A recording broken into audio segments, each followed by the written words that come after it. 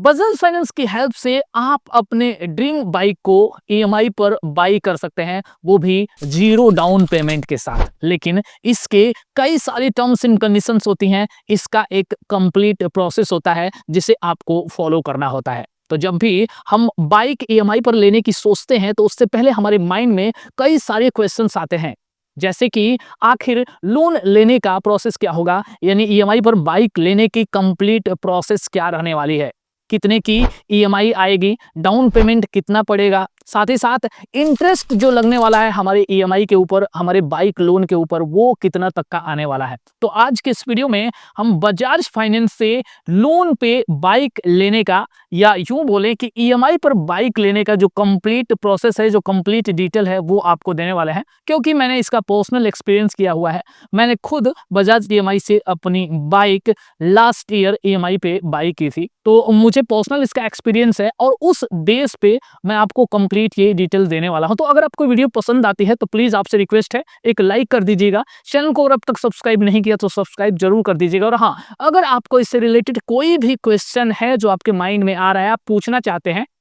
तो आपसे रिक्वेस्ट है आप नीचे कमेंट कर दीजिएगा, मैं डेफिनेटली उसका आंसर देने की पूरी कोशिश करूंगा। Bajaj finance two wheeler loan के कुछ फीचर्स की अगर बात करें तो यहाँ आपकी जो भी बाइक की ऑन रोड प्राइस होती है उसकी 100% तक फंडिंग हो जाती है, यानी कि आपको जीरो डाउन पेमेंट देना पड़ता है। ये लोन आपको 12 मंथ से लेके यहाँ 6 इयर्स तक का हो सकता है। यहाँ आपको किसी भी तरह की कोई भी कोलेटरल या गारंटी नहीं देनी होती है, चाहे आप सैलरीड पर्सन हो, सेल्फ एम्प्लॉयड हो, पेंशनर्स हो, स्टूडेंट हो, होम मेकर हो या फार्मर हो, आप किसी भी कैटेगरी में एम्प्लॉयड हो, आपको यहां से लोन बाइक के लिए मिल जाता है, यानी ईएमआई पर आप बजाज फाइनेंस की हेल्प से अपनी ड्रीम बाइक ले सकते हैं। अब चलिए जानते हैं Bajaj finance two wheeler loan के लिए जरूरी डॉक्यूमेंट्स आपको कौन कौन से देने होते हैं, साथ ही साथ ऑनलाइन और ऑफलाइन इसको अप्लाई करने का प्रोसेस क्या होता है, एंड इससे रिलेटेड कुछ जरूरी टर्म्स एंड कंडीशंस क्या होते हैं। Bajaj finance two wheeler loan आप चाहे तो ऑनलाइन और चाहे तो ऑफलाइन दोनों तरीके से अप्लाई कर सकते हैं। सबसे पहले अगर ऑनलाइन तरीके की बात करें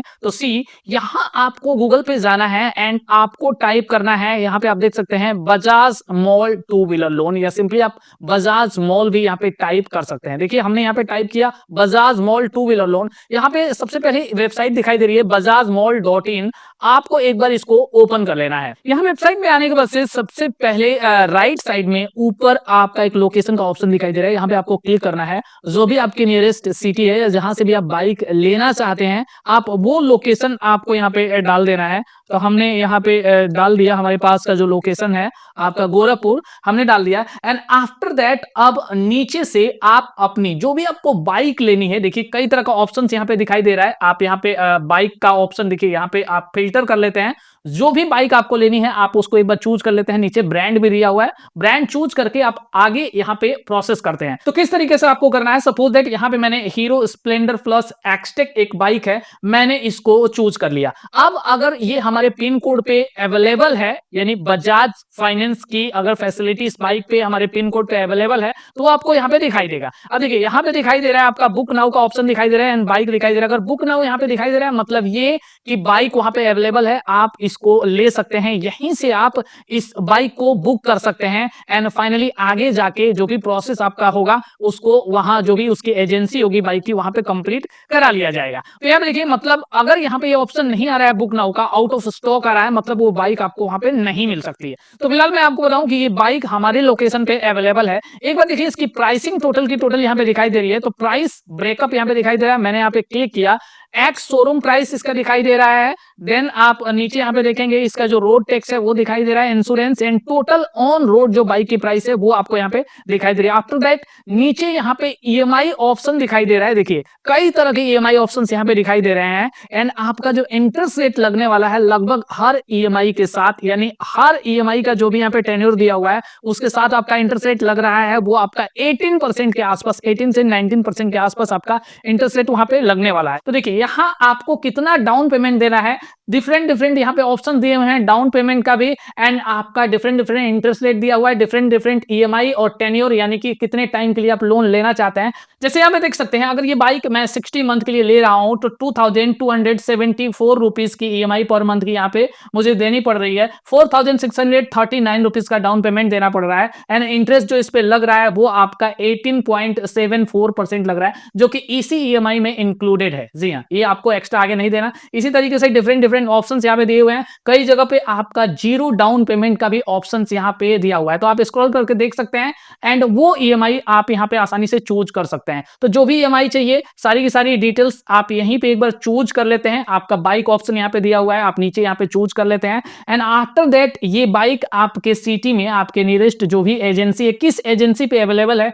उसका एड्रेस भी नीचे आपको यहाँ पे दिखाई दे रहा है। तो आखिर ऑनलाइन लोन अप्लाई करने का या बाइक बुक करने का कंप्लीट प्रोसेस क्या है, तो देखिए यहाँ पे मैं आपको एक बार एक्सप्लेन इसको कर दूं। सबसे पहले तो आपको यहाँ पे इस वेबसाइट के थ्रू अपनी बाइक को, जो भी आपकी बाइक है सारी की सारी डिटेल्स के साथ यहाँ पे बुक करना होता है, एंड जो भी एड्रेस यहाँ पे दिया हुआ है, आपका जो भी एजेंसी का एड्रेस नीचे दिया हुआ है,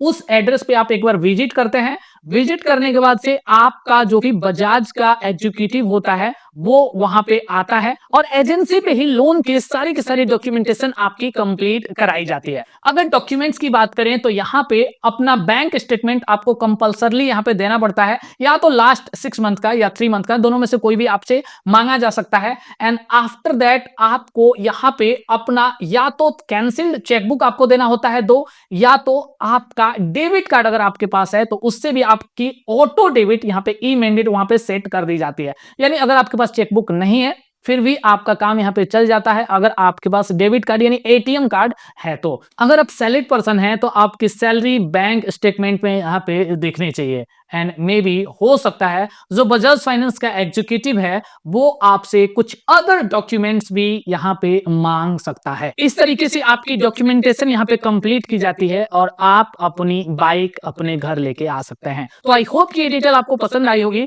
अगर आपको कोई भी क्वेश्चन पूछना है आप नीचे कमेंट कर सकते हैं। जल्दी मिलेंगे एक और नए वीडियो के साथ, तब तक के लिए bye bye and take care.